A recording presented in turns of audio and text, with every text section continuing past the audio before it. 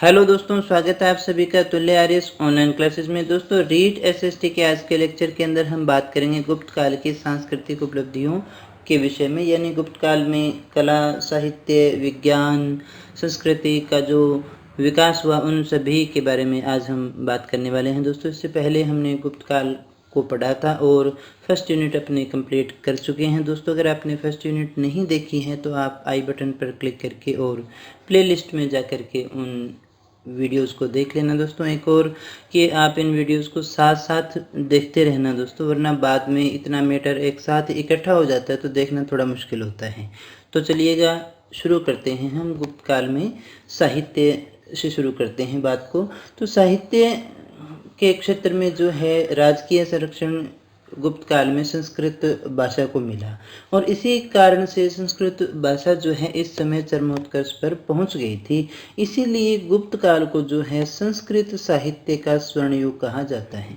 अगर आपसे पूछा जाए दोस्तों कि संस्कृत साहित्य का स्वर्ण युग किसे कहा जाता है तो गुप्त काल को कहा जाता है, क्योंकि इस समय जो है संस्कृत भाषा को राजकीय संरक्षण मिला और इसी कारण से ये अपने चरमोत्कर्ष पर पहुंचे। देखिएगा दोस्तों, जिस भी चीज़ को राजकीय संरक्षण मिलता है उसके फलने फूलने की संभावना ज़्यादा रहती है।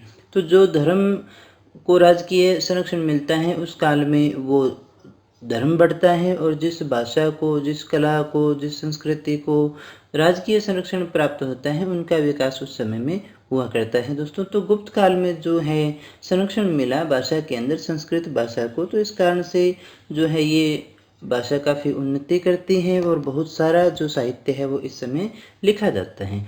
तो इस समय के मुख्य साहित्य की बात करें जहाँ से आपसे प्रश्न पूछे जाने की बहुत ज़्यादा संभावना है दोस्तों, हरिशेन ने लिखी थी प्रयाग प्रशस्ति। इसकी बात अपनी पिछली क्लासेस में की थी दोस्तों।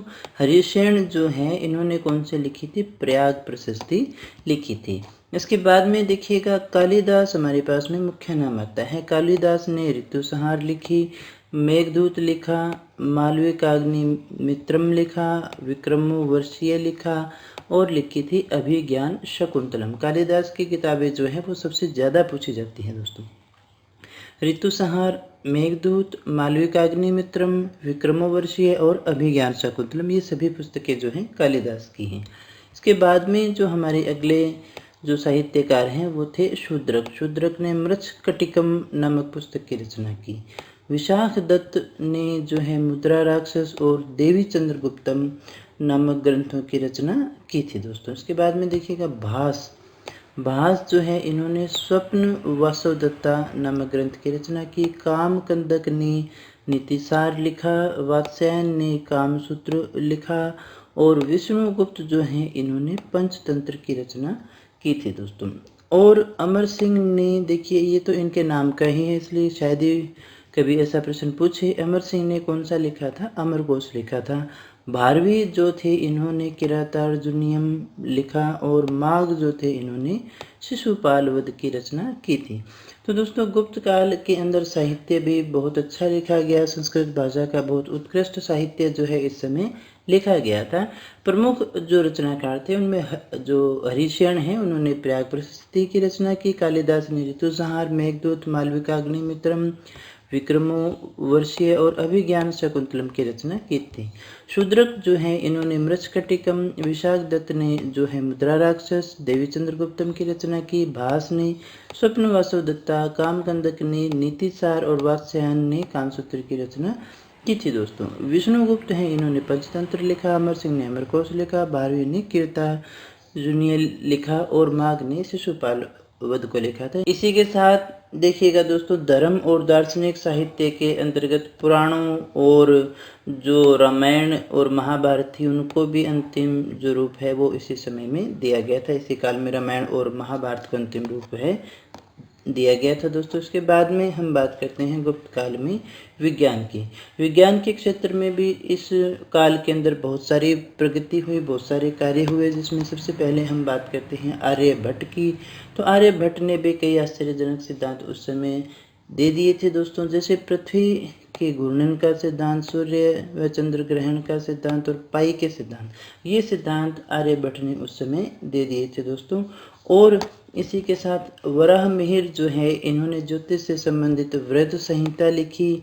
व्रत व लघु जातक ग्रंथ किसने लिखे थे? वराहमिहिर ने लिखे थे, जो कि ज्योतिष से संबंधित थे दोस्तों। इसी के साथ ब्रह्मगुप्त ने भी एक सिद्धांत प्रस्तुत किया जो गुरुत्वाकर्षण का सिद्धांत था, और दशमलव का जो आविष्कार है वो भी इसी काल में हुआ था दोस्तों। तो देख सकते हैं विज्ञान के भी कितने बढ़िया और काम के सिद्धांत जो हैं वो इस काल में दिए गए थे। जैसे आर्यभट्ट ने पृथ्वी का घूर्णन, सूर्य व चंद्र ग्रहण, पाई के सिद्धांत की खोज की थी। इसी के साथ जो वराहमिहिर है उन्होंने ज्योतिष से संबंधित व्रत संहिता, व्रत व लघु जातक नामक ग्रंथ भी लिखे थे। ब्रह्मगुप्त ने गुरुत्वाकर्षण का सिद्धांत दिया था दोस्तों। यहाँ से आपसे प्रश्न पूछा जाता है कि कौन सा सिद्धांत किस व्यक्ति ने दिया था और कौन से काल में दिया था दोस्तों। इसके बाद में हम बात करते हैं चिकित्सा के क्षेत्र में भी कुछ ग्रंथ लिखे गए थे दोस्तों, जिनमें से मुख्य है अष्टांग संहिता जो कि बाघभट्ट ने लिखा, हस्ती आयुर्वेद है जो पालकाप्य ने लिखा, और अश्वशास्त्र है जो शोल्किक ने लिखा था दोस्तों। ऐसे ग्रंथों की रचना इस समय में की गई थी दोस्तों। उसके बाद में हम बात करते हैं आर्यभट्ट की। थोड़ा विस्तार से हम आर्यभट्ट को देख लेते हैं क्योंकि काफ़ी इम्पोर्टेंट हैं। इनका जो जन्म है वो पाटलिपुत्र में हुआ था, जिसे वर्तमान में हम पटना कहते हैं। देखिए कितनी छोटी सी आयु, यानी 23 वर्ष की आयु के अंदर, मात्र 23 वर्ष की आयु के अंदर इन्होंने आर्यभट्ट नामक पुस्तक लिखी थी दोस्तों। जिस समय में आज के समय में कॉलेज भी पूरा नहीं होता, उस टाइम के अंदर इन्होंने आर्यभट्ट नामक जैसी पुस्तक की रचना की थी। इनकी एक और पुस्तक भी प्राप्त होती है दोस्तों, जिसे आर्य सिद्धांत के नाम से जाना जाता है। और इन्होंने देखिए विश्व में पहली बार पाई का मान बताया। कितना बताया? 3.1416 बताया। और ये आज के भी जो मान है उसके काफ़ी नज़दीक है दोस्तों, इसलिए काफ़ी ज़्यादा इम्पोर्टेंट ये रह जाता है कि आज भी लगभग यही मान जो है पाई का प्रचलित है जो उन्होंने इस काल के अंदर दिया था। और आर्यभट्ट ही वो व्यक्ति थे जिन्होंने सबसे पहले यानी सर्वप्रथम बताया कि पृथ्वी अपने अक्ष पर घूर्णन करती है और सूर्य के चारों ओर चक्कर लगाती है दोस्तों। क्या कहा कि पृथ्वी जो है अपने अक्ष पर घूर्णन करती है और सूर्य के चारों ओर चक्कर लगाती है। ये सिद्धांत देने वाले पहले व्यक्ति कौन थे? आर्यभट्ट व्यक्ति थे। और इतने विद्वान व्यक्ति थे, उनके सम्मान के अंदर देखिए आर्यभट्ट के नाम से भारत देश में जो पहला सैटेलाइट है वो भेजा गया था। यानी भारत से जो पहला सैटेलाइट भेजा गया था उसका नाम भी आर्यभट्ट ही रखा गया दोस्तों। ये जो सैटेलाइट है दोस्तों, आपको याद होगा कि 1975 के अंदर है प्रक्षेपित किया गया था दोस्तों। तो आर्यभट्ट कहाँ के थे? पाटलिपुत्र के थे। 2 ग्रंथ इन्होंने लिखे थे, आर्यभट्ट और आर्य सिद्धांत। इन्होंने और क्या बताया था? पाई का मान इन्होंने बताया था, जो आज के मान के भी काफ़ी नज़दीक है दोस्तों। इसी के साथ इन्होंने जो है पृथ्वी अपने अक्ष पर घूमती है, अपनी धुरी पर घूमती है, ऐसा सिद्धांत इन्होंने दिया। और साथ ही ये भी बताया कि ये सूर्य के चारों ओर चक्कर काटते हैं। इसके बाद में हम थोड़ी ब्रह्मगुप्त की बात करें तो ब्रह्मगुप्त का जो जन्म है वो उज्जैन के अंदर हुआ था दोस्तों, लगभग 598 ईस्वी के अंदर। और हालांकि जन्म जो इनका है वो उज्जैन में हुआ, लेकिन इनकी जो कर्मस्थली है वो कौन सी थी? भीनमाल जालोर के अंदर। तो ऐसा क्वेश्चन जो इम्पोर्टेंट बनता है कि इनकी कार्यस्थली तो क्या है? अलग है। तो देखिएगा ब्रह्मगुप्त जो थे इनका जन्म तो उज्जैन में हुआ, लेकिन इनकी कर्मस्थली जो है वो भीनमाल जालोर रही थी दोस्तों। इन्होंने जो ग्रंथ लिखा उसका नाम ब्रह्म सिद्धांत था, और इस ग्रंथ में इन्होंने सर्वप्रथम गुरुत्वाकर्षण शक्ति के बारे में बताया था दोस्तों। तो गुरुत्वाकर्षण का सिद्धांत किसने दिया था? ब्रह्मगुप्त ने दिया था। कौन सी पुस्तक में दिया था? कौन से ग्रंथ में दिया था? ब्रह्म सिद्धांत में दिया था। और ब्रह्मगुप्त का जन्म कहाँ हुआ था? तो जन्म तो उज्जैन में हुआ था, लेकिन इनकी कर्मस्थली कौन सी थी? राजस्थान का भीनमाल जालोर। राजस्थान की परीक्षाओं के लिए ये प्रश्न हमारे लिए बहुत ज़्यादा इम्पोर्टेंट हो जाता है दोस्तों। इसके बाद में वराहमिहिर की हम बात करते हैं। वराहमिहिर कौन थे? तो ये चंद्रगुप्त विक्रमादित्य के दरबारी थे और प्रमुख ज्योतिषी भी थे। इन्होंने ज्योतिषी से संबंधित कुछ ग्रंथ लिखे। इनके प्रमुख ग्रंथों के अंदर आता है पंच सिद्धांतिका, व्रत संहिता, लघु जातक और व्रत जातक जैसे ग्रंथों की रचना वराहमिहिर के द्वारा की गई थी दोस्तों। ये एक ज्योतिषी थे दोस्तों यहाँ से प्रश्न पूछे जाते हैं कि ये क्या थे, तो ये ज्योतिषी थे, ज्योतिषी से संबंधित कार्य इन्होंने किया था। इसके बाद में जो मुख्य व्यक्ति आते हैं वो है नागार्जुन। ये कौन थे, तो ये चिकित्सक थे, एक साथ ही इन्हें रसायन शास्त्री कहा जाता है। ये चिकित्सक थे और इन्होंने ही ये प्रमाणित किया कि लोहा, सोना और चांदी, तांबा जैसे खनिजों के प्रयोग से रोग का निवारण भी किया जा सकता है। यानी खनिजों का प्रयोग करके भी हम जो है रोगों से निजात पा सकते हैं, उन्हें दूर कर सकते हैं। इसके बाद में हम बात करते हैं षड दर्शन से संबंधित जो लिखे गए थे, किसके द्वारा लिखे गए थे। तो सबसे पहले हम बात करें सांख्य दर्शन। सांख्य दर्शन के प्रणेता कौन थे, कपिल मुनि थे। इसलिए इम्पोर्टेंट है क्योंकि भारत का जो सबसे प्राचीन दर्शन है वो सांख्य दर्शन को माना जाता है। इसके बाद में योग दर्शन से हम सभी परिचित हैं दोस्तों। योग दर्शन जो है वो किसने लिखा था, तो वो पतंजलि ने लिखा था। पतंजलि ने योग दर्शन दिया था दोस्तों। ये कौन थे, तो ये पुष्यमित्र सोम के दरबारी कवि थे दोस्तों। न्याय दर्शन किसका है, तो न्याय दर्शन जो है वो महर्षि गौतम का है। न्याय दर्शन किसका है, महर्षि गौतम का है। वैशेषिक दर्शन है, ये किसका है, तो ये महर्षि कणाद का है। वैशेषिक दर्शन किसका है, महर्षि कणाद का है। पूर्व मीमांसा और उत्तर मीमांसा ये दो हैं। पूर्व मीमांसा जो है वो जैमिनी के द्वारा लिखी गई और बादरायण के द्वारा जो लिखा गया था वो था उत्तर मीमांसा। उत्तर मीमांसा किसके द्वारा लिखी गई थी, बादरायण के द्वारा लिखी गई थी। पूर्व मीमांसा जैमिनी नाम भी देख लीजिएगा, पूर्व छोटा नाम है तो ये नाम भी छोटा है और ये बड़ा नाम है उत्तर, तो ये भी देखिएगा बड़ा नाम है। तो बादरायण ने उत्तर मीमांसा लिखी, पूर्व मीमांसा जैमिनी ने लिखी थी दोस्तों। सांख्य किसका था, कपिल मुनि का। योग दर्शन पतंजलि का है। न्याय दर्शन महर्षि गौतम का है। वैशेषिक कणाद का है। पूर्व मीमांसा जैमिनी की है और उत्तर मीमांसा बादरायण की है दोस्तों। इसके बाद में हम बात करें गुप्तकालीन वास्तुकला की दोस्तों। तो वास्तुकला के अंदर उस समय की मुख्य जो देन है वो हम मंदिरों को मान करके चलते हैं। प्राचीन भारत के अंदर वास्तुकला का जो सर्वोत्कृष्ट रूप है जो वो इस समय का देखने को मिलता है। और मंदिर निर्माण की जो प्रक्रिया है वो सर्वप्रथम गुप्त काल में ही प्रारंभ हुई थी। आज जो हम मंदिर देखते हैं इनका जो विकास है, प्रारंभ है, वो गुप्त काल में ही हुआ था। हालांकि जो रूप है वो आज के जैसा नहीं था। आरंभ में दोस्तों छत है जो सपाट हुआ करती थी, एक कमरे की तरह जो है मंदिरों को बनाया जाता था, जिन पर किसी प्रकार के प्रतीक का इस्तेमाल नहीं किया जाता था दोस्तों। धीरे धीरे फिर बाद में उनके अंदर जो है शिखर बनने स्टार्ट हो गए। प्रारंभ में जो शिखर वाले मंदिर है वो नहीं बना करते थे। अब मंदिर का जो गर्भगृह है उसके द्वार के ऊपर मकर वाहिनी मूर्तियाँ लगाई जाती थी, साथ ही प्रवेश द्वार पर गंगा यमुना की मूर्तियाँ भी लगाई जाती थी दोस्तों। अगर हम मुख्य गुप्तकालीन मंदिरों की बात करें तो गुप्त काल के जो मंदिर हैं उनमें प्रतीकों के रूप में बहुत सारे चिन्ह स्थापित किए जाते थे, जिनमें जो है हंस, मिथुन, स्वास्तिक, श्री वृक्ष, पद्म, शंख पद्म, मंगल कलश जैसे पवित्र चिन्ह हैं वो उस समय स्थापित किए जाते थे दोस्तों। इस काल के प्रमुख मंदिरों की हम थोड़ी बात कर लेते हैं दोस्तों। तो जिसमें सबसे पहले आता है तिगवा का विष्णु मंदिर।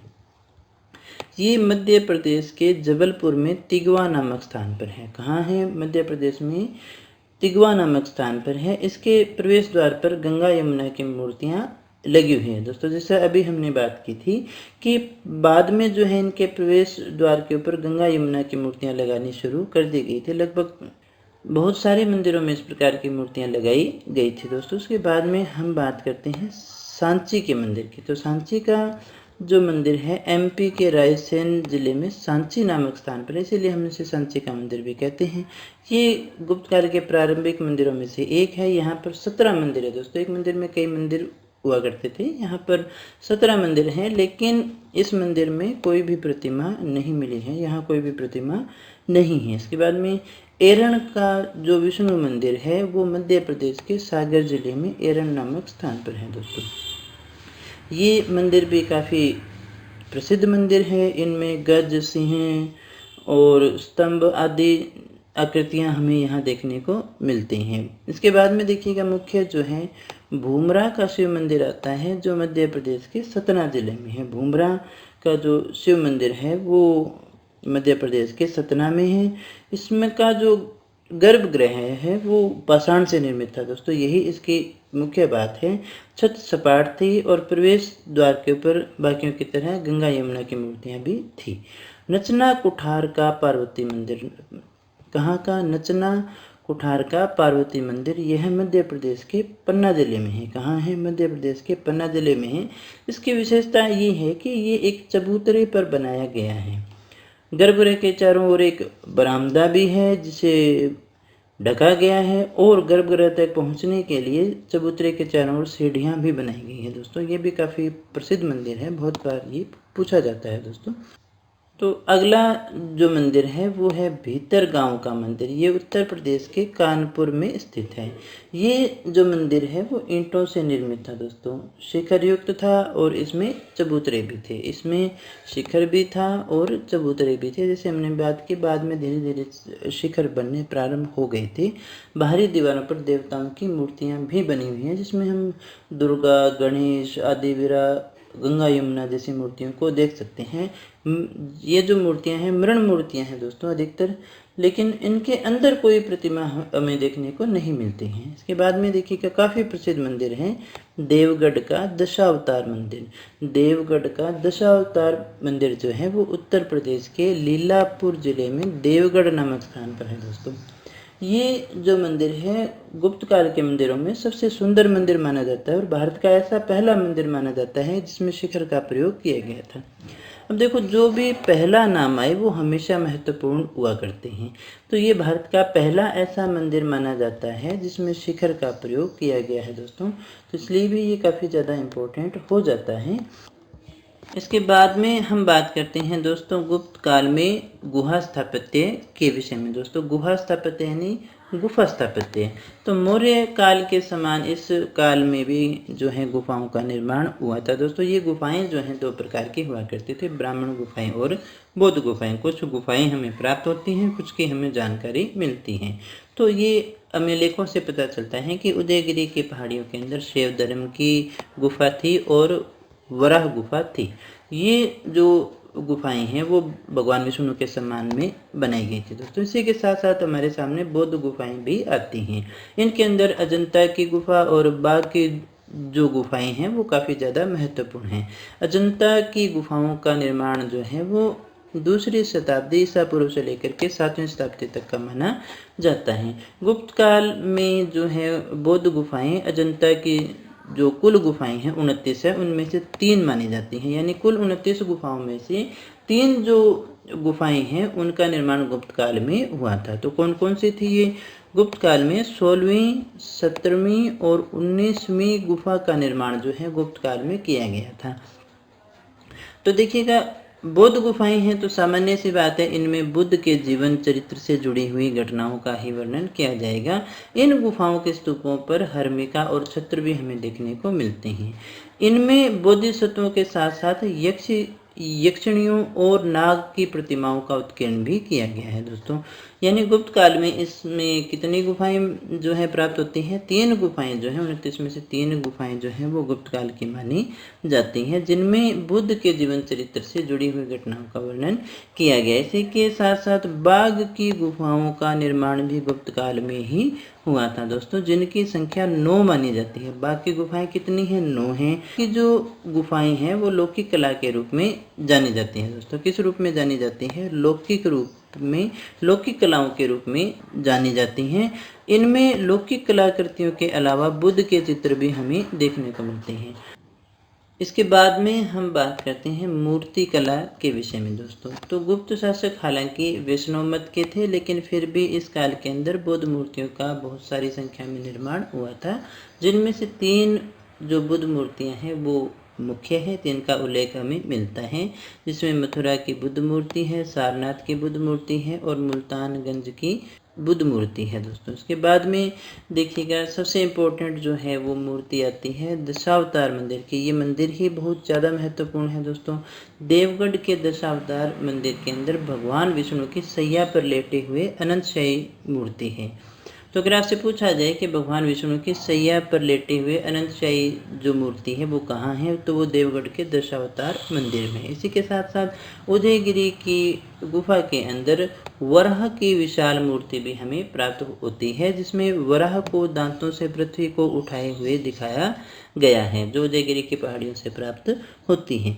गुप्त काल के अंदर जो है बहुत सारे देवी देवताओं की मूर्तियां हमें मिली हैं दोस्तों, जिनमें गणेश है, स्कंद है, कार्तिकेय है, दुर्गा है, गंगा, यमुना, विष्णु के अवतारों की मूर्तियां मुख्य हैं।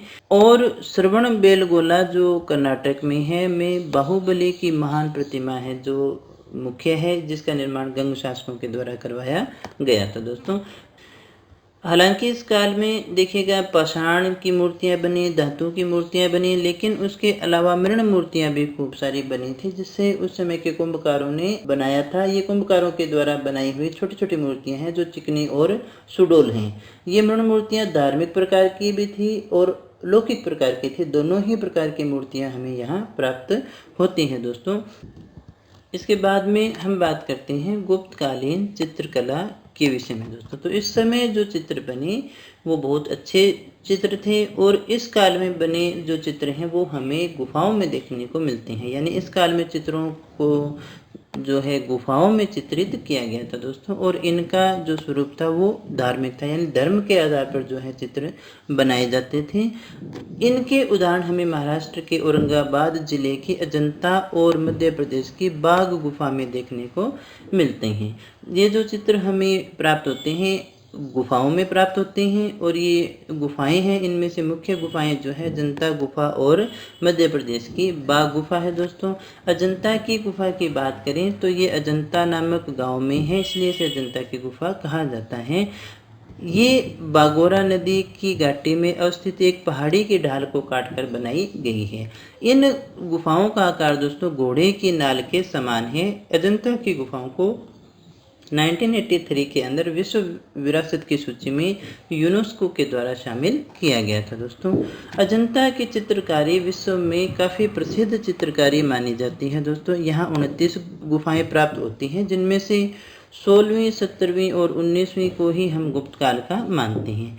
इनकी जो खोज है वो सर्वप्रथम 1819 के अंदर कुछ यूरोपीय सैनिकों ने की थी। 1824 में सर जनरल जेम्स अलेक्जेंडर ने रॉयल एशियाटिक सोसाइटी की पत्रिका में इसको प्रथम बार प्रकाशित करवाया था। काफ़ी प्रसिद्ध जो चित्रकारी है वो अजंता की गुफाओं की है दोस्तों। तो यहाँ ध्यान रखने वाली बात ये है कि इस काल में जो चित्र बने वो गुफाओं में बने थे, और इनका जो स्वरूप है वो धार्मिक हुआ करता था दोस्तों, यानी धर्म के आधार पर चित्र बनाए गए थे, जिसके उदाहरण जो हैं हमें अजंता गुफा और मध्य प्रदेश के बाघ गुफा में देखने को मिलते हैं। अजंता की गुफा कहाँ है तो महाराष्ट्र के औरंगाबाद में है दोस्तों, और ये जो है एक पहाड़ी के ढाल को काट करके बनाई गई है। इन गुफाओं का जो आकार है घोड़े की नाल के समान है। इन्हें यूनेस्को की विश्व विरासत धरोहर की सूची में भी शामिल किया गया है। अब गुप्त काल की बात करें तो इनमें यहाँ जो 29 गुफाएं हमें प्राप्त होती हैं, उनमें से 3 गुफाएं यानी 16वीं, 17वीं और 19वीं ही हैं जो गुप्त काल की हैं। सर्वप्रथम जो इनकी खोज है 1819 में कुछ यूरोपीय सैनिकों ने की थी दोस्तों। बाद में इसका प्रकाशन जो है अलेक्जेंडर के द्वारा रॉयल एशियाटिक सोसाइटी की पत्रिका में करवाया गया था। अजंता की 29 गुफाओं में हमें चित्रकारी मिलती है, किंतु अब केवल पहली, दूसरी, 9वीं, 10वीं और 16-17 नंबर की जो गुफाएं हैं उनमें ही चित्र मिलते हैं दोस्तों। 29 गुफाओं में चित्रकारी मिलती है, लेकिन अभी हम जो देख सकते हैं वो पहले, दूसरे, 9वीं, 10वीं, 16-17 नंबर की जो गुफाएं हैं उनमें ही चित्र हमें प्राप्त होते हैं। किस विधि से बनी है ये? फ्रेस्को और टेम्पेरा विधि से बनी हुई है दोस्तों। 16वीं जो गुफा है उसमें मरणासन राजकुमारी का प्रसिद्ध चित्र है, बहुत ज़्यादा अच्छा चित्र बना हुआ है। पति के विरह के अंदर ये मरती हुई राजकुमारी है और उसके चारों ओर उसके परिवारजन है वो शोकाकुल अवस्था के अंदर खड़े हुए हैं दोस्तों, जिसकी काफ़ी विद्वानों ने प्रशंसा भी की है। 17वीं गुफा के अंदर विभिन्न प्रकार के चित्र होने के कारण हम इसे चित्रशाला कहते हैं। इन गुफाओं के अंदर अधिकतर जो है बुद्ध के जन्म के, महाविनिष्क्रमण के, परिनिर्वाण के जो चित्र हैं वो हमें यहाँ देखने को मिलते हैं दोस्तों। इसमें जो है माता और शिशु का जो चित्र है वो काफ़ी ज़्यादा महत्वपूर्ण है, काफ़ी आकर्षक है। इसमें बुद्ध की पत्नी जो है अपने पुत्र को उन्हें समर्पित कर रही है दोस्तों। इस चित्र की जो तुलना है हेवेल ने जावा के बोरोबुदूर से प्राप्त बौद्ध कला के चित्रों से की है दोस्तों। तो 17वीं जो गुफा है उसे चित्रशाला कहते हैं, क्योंकि यहाँ पर विभिन्न प्रकार के चित्र हमें प्राप्त होते हैं। 9वीं और 10वीं गुफाओं के चित्र जो हैं सबसे ज़्यादा प्राचीन है। सबसे ज़्यादा प्राचीन अगर आपसे पूछा जाए तो वो कौन सी है? 9वीं 10वीं गुफाओं के चित्र जो है सबसे ज़्यादा प्राचीन है। इनका जो टाइम पीरियड है वो प्रथम शताब्दी ईसा पूर्व माना गया है। इनमें जो मुख्य चित्र है वो राजकीय जुलूस का है दोस्तों, जो काफ़ी जीवंत हमें दिखाई देता है। पहली और दूसरी गुफा के सबसे प्रसिद्ध चित्र जो हैं वो फारस के राजदूत के हैं। ये चालुक्य शासक पुलकेशन द्वितीय के दरबार में आए थे। पहली गुफा के अंदर बोधिसत्व अवलोकितेश्वर का भी चित्र है दोस्तों। इसी गुफा के अंदर जो है बुद्ध द्वारा कामदेव का दमन करते हुए भी दिखाया गया है। तो चित्रशाला हम किसे कहते हैं? 17वीं गुफा को कहते हैं। इसमें किसके चित्र हैं? बुद्ध के जन्म से जुड़े हुए चित्र हैं। हेवरनेस की तुलना किससे की है? बोरोबुदूर से प्राप्त बौद्ध कला के चित्रों से की है। सबसे प्राचीन चित्र किसके हैं? तो 9वीं 10वीं जो गुफा है उसके चित्र सबसे ज़्यादा प्राचीन है। पहली दूसरी गुफा के अंदर सबसे प्रसिद्ध चित्र किसके हैं? तो वो फारस के राजदूत के हैं। 16वीं गुफा के अंदर किसका चित्र है? तो मरणासन्न राजकुमारी का जो चित्र है वो 16वीं गुफा के अंदर हमें प्राप्त होता है। इसके बाद में हम बात करते हैं बाघ की गुफा के चित्रों की। तो ये जो गुफाएं हैं वो मध्य प्रदेश के धार जिले के अंदर ग्वालियर के नज़दीक बाघ पहाड़ियों में प्राप्त होती हैं। बाघ पहाड़ियों के कारण ही इन्हें बाघ गुफाएं कहा जाता है। इसका जो पता है सर्वप्रथम 1818 के अंदर डेजरफील्ड ने लगाया था दोस्तों। इसमें कुल 9 गुफाएं हैं। कितनी गुफाएं हैं? 9 गुफाएं हमें यहाँ प्राप्त होती हैं। इसमें चौथी और 5वीं जो गुफा है उसके भित्ति चित्र जो है यानी दीवार पर बनने वाले जो चित्र हैं वो सबसे ज़्यादा फेमस है। इसमें संगीत युक्त नृत्य का अभिनय जो है वो बहुत ही ज़्यादा आकर्षक है दोस्तों। गुफा नंबर 2 की हम बात करें तो इसे हम पांडवों की गुफा और गुफा नंबर 3 को हाथियों की गुफा कहते हैं। हाथियों की गुफा, पांडवों की गुफा कहाँ है? तो बाघ की जो गुफाएं हैं उन्हीं में शामिल है। 2 नंबर को हम पांडवों की बोलते हैं और 3 नंबर को हम हाथियों की गुफा बोलते हैं। और 4 और 5 नंबर जो गुफाएं हैं उनको सम्मिलित रूप से हम रंग महल के नाम से जानते हैं। इसके बाद में हम बात करते हैं दोस्तों फाहयान के विषय में, जो कि चीनी यात्री थे। इनका मूल नाम था कुंग। कुंग का शाब्दिक अर्थ होता है धर्माचार्य। ये भारत आने वाले पहले यात्री थे दोस्तों। ये 399 से 414 ईस्वी के मध्य चंद्रगुप्त के समय भारत में आए थे और इन्होंने अपनी यात्रा का जो वर्णन है फुफुआ की नामक पुस्तक के अंदर किया है, ग्रंथ के अंदर किया है दोस्तों। ये मध्य देश यानी कि उत्तर प्रदेश और बिहार का भ्रमण करते हैं और उनके अनुसार जो हैं यहाँ के कर्मचारी हैं जो वेतनभोगी हैं, जबकि किसान जो हैं वो भूमि जोतते हैं और न ही यहाँ के लोग जो हैं घरों में ताला लगाते हैं। ये काफ़ी इंपॉर्टेंट बात थी। पिछली परीक्षा के अंदर रीट की परीक्षा में एक क्वेश्चन ये पूछा भी जा चुका है पहले। यहाँ के लोग जो हैं मांस, मदिरा, प्याज, लहसुन का प्रयोग नहीं करते। ये ब्राह्मणों का देश है, ऐसा फाहयान के ग्रंथों में जानकारी मिलती है। व्यापार के लिए ये कोडियों का प्रयोग करते हैं। ये पहले इतिहासकार थे जो चांडालों के विषय में जानकारी देते हैं। इन्होंने पाटलिपुत्र के चंद्रगुप्त के राजमहल को देखा और उसे देवी देवताओं के द्वारा निर्मित महल बताया था। यानी इतना आश्चर्यजनक उन्हें लगा कि इन्होंने कहा कि ये तो देवी देवताओं के द्वारा बनाया गया है दोस्तों। बाद में ये बंगाल होते हुए वापस चीन चले गए थे दोस्तों। कुछ महत्वपूर्ण तथ्य हैं उनकी और बात कर लेते हैं अपने। भारत में हिंदू मंदिरों का जो निर्माण है वो गुप्त काल में ही हुआ था, उसी समय शुरू हुआ था। पूरे विश्व के अंदर दशमलव और शून्य का जो अन्वेषण है वो गुप्त काल में ही हुआ। विष्णु शर्मा और नारायण भट्ट के दो जो प्रसिद्ध रचनाएं हैं पंचतंत्र और हितोपदेश वो भी गुप्त काल की ही हैं। श्रीमद् भागवत गीता की रचना भी इसी काल में हुई थी दोस्तों। गुप्त काल में ही जो है पारा जो धातु है उसका आविष्कार भी जो है गुप्त काल में ही हुआ था। वाग्भट नामक चिकित्सक जो थे इन्होंने अष्टांग हृदय नामक ग्रंथ की रचना की थी। वाग्भट ने कौन सा ग्रंथ लिखा था? अष्टांग हृदय जो ग्रंथ है उसकी रचना वाग्भट ने की थी दोस्तों। पाल काव्य जो पशु चिकित्सक था उसने हस्तायुर्वेद यानी हाथियों से संबंधित ये पुस्तक थी, उसकी रचना भी इनके द्वारा की गई थी दोस्तों। अगले लेक्चर के अंदर हम बात करेंगे गुप्तोत्तर काल के विषय में दोस्तों। हमेशा की तरह इस क्लास का जो PDF है वो आपको हमारी टेलीग्राम चैनल पर और हमारी ऑफिशियल वेबसाइट से मिल जाएगा दोस्तों। अगर आप क्वेश्चन सीरीज ज्वाइन करना चाहते हैं, टेस्ट सीरीज को ज्वाइन करना चाहते हैं तो आप हमारा एंड्रॉयड एप्लीकेशन डाउनलोड करें। अगर आपको क्लास अच्छी लगी हो तो इसे लाइक शेयर ज़रूर कर देना दोस्तों। हमारी मेहनत डिपेंड करती है आपके लाइक और शेयर्स के ऊपर। अगर आप चैनल पर पहली बार आए हैं तो चैनल को सब्सक्राइब ज़रूर कर देना, बेल आइकन दबा देना ताकि आने वाले क्लासेस की नोटिफिकेशन आपको तुरंत मिल जाए। दोस्तों मिलते हैं अगली क्लास में, तब तक बने रहिए हमारे साथ। Thank you very much.